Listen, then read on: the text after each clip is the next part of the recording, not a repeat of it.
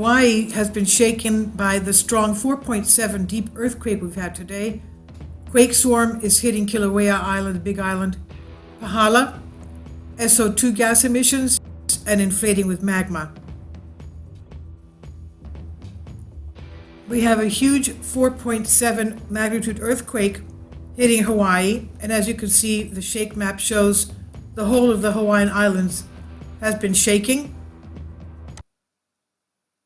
This is it right here. And we do still have very large aftershocks in the area of Tonga. Let's go here. You can see this whole Tonga area. 5.3, 4.8, 5 magnitude. And before that, a couple of days, 5.2. We still have the 4.8. 5.2 North Island of New Zealand, which has the Taupo supervolcano. As we know, Tonga, a submarine volcano, erupted on the 15th of January. The eruption is still going on. And even the 6.2 in the Aleutian Islands near Cleveland volcano a couple of days ago. And now we have this today. 4.7 magnitude earthquake, very deep, 41 kilometers. Okay, 693 people reported feeling it. It shook the whole area of Hawaii. And that's not all. We still have this thing here going on. A lot of quakes. The blue are just today. And you can see the blue are just today. Usually more of the Pahala area, which is deep earthquakes, usually deep earthquakes into the mantle plume of the magma plume supplying Hawaii, the Hawaiian Trench. Okay, these are the, Mauna Loa is of course the biggest shield volcano, active volcano on the earth. This one here are, as you can see, a few days ago, and they're much more shallow, 3 miles down. And Pu'o crater, Pahala. And this is near the Pahala again, deep. And the Loihi seamount is another seamount underwater volcano. Let's go in more, you can see. Loihi around here. Okay, aerial and topographic. Okay. So, that is a huge earthquake. Aerial, okay. So as we can see, the whole of the Hawaiian Islands has been shaking from this, and this happened today. Finally, support my Patreon account. The daily posts are 5 videos daily, and they are totally different from what I have on my YouTube channel. Thank you so much for your support and that you find all my content so interesting. You'll find the Patreon account details in the description box.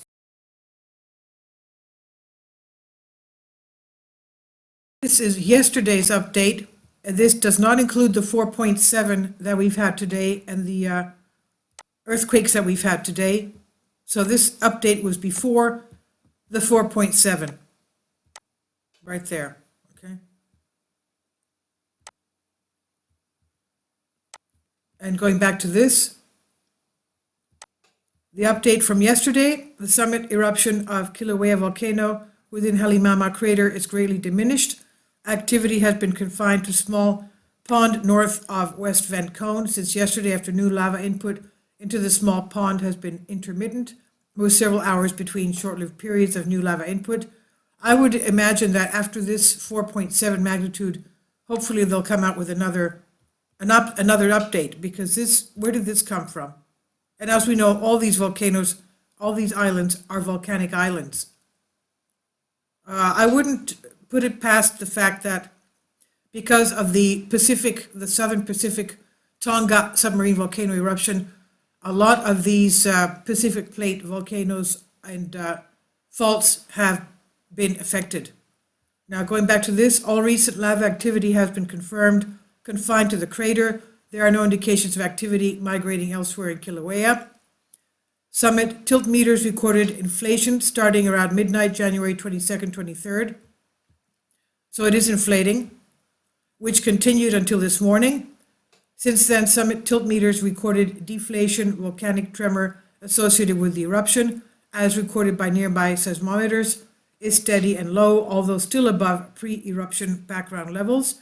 The most recent sulfur dioxide SO2 emission rates of approximately 2,100 tons every single day was measured January 19. So you can see even Kilauea is giving out sulfur dioxide gases, not only Tonga. Now, when per day measured January 19, 2022, when lava activity was considerably more rigorous, while an SO2 emission rate of approximately 30 tons per day TD was measured January 11 during the eruption pause. So you can see that's about 7 times more sulfur dioxide than 10 days ago.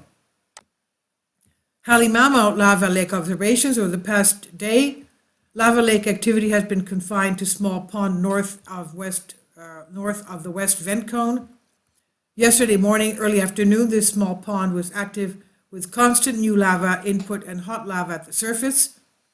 Lava input into the small pond has become intermittent, exhibiting stop-and-go activity with several hours between short-lived periods of new lava input. Since yesterday morning, there have been severe ooze-outs along the northwest and south margins of the crater. The lava lake is about 240 feet deep now, relative to when lava emerged September 29. Measurements on January 14 indicate that the total lava volume effused since the beginning of the eruption was about 45 million cubic meters. That's 12 billion gallons at that time. The East Rift Zone observations. No unusual activity has been noted in the Kilauea East Rift Zone. Low rates of ground deformation and seismicity continue.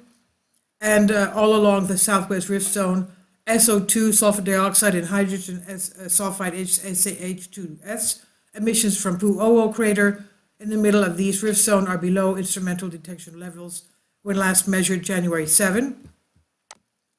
We have hazard analysis. The eruption of Kilauea Summit is occurring within the closed area of Hawaii Volcanoes National Park. Therefore, high levels of volcanic gas are the primary hazard of concern, as this hazard can have far-reaching effects downwind.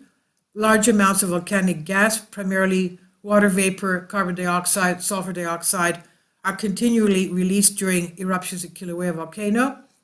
As SO2 is released from the summit, it reaches in the atmosphere, creating visible haze known as VOG, volcanic smog, that has been observed downwind of Kilauea.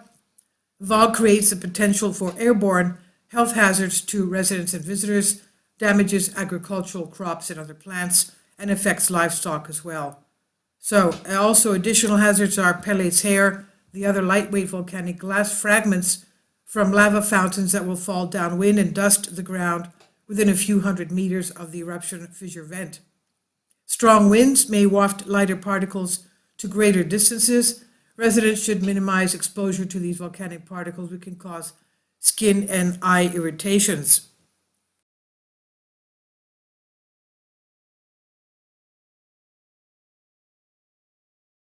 Volcano Discovery has, this is of course January 23rd, so it's 2 days behind us. Current status, erupting, red code 4 out of 5. Kilauea volcano update activity decreased significantly yesterday, and this does not include, of course, the red code here. It's red code, Kilauea red code, and because it's erupting, obviously. And it does not include the 4.7 earthquake we just had today. The youngest, most active Hawaiian shield volcano located in the southern part of the island of Hawaii, known as the Big Island.